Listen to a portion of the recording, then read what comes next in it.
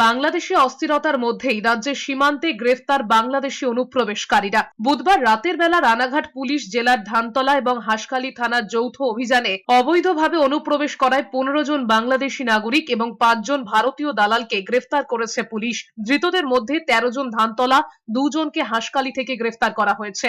10 বাংলাদেশের মধ্যে 5 জন পুরুষ, 4 জন মহিলা ও এক নাবালিকা। তাদের 4টি মামলায় আদালতে পাঠানো হয়েছে এবং ভারতীয় দালালদের আরও তদন্তের জন্য পুলিশ রিমান্ডে নেওয়া হচ্ছে বলে পুলিশ সূত্রে খবর। টোটাল 15 জনকে অ্যারেস্ট করা হয়েছে, যার মধ্যে 10 জন হচ্ছেন বাংলাদেশ থেকে ইলিগালি ইমিগ্রেটেড হয়ে এখানে এসছে এবং 5 জন হচ্ছেন টাউটস যারা তাদের হেল্প করেছেন।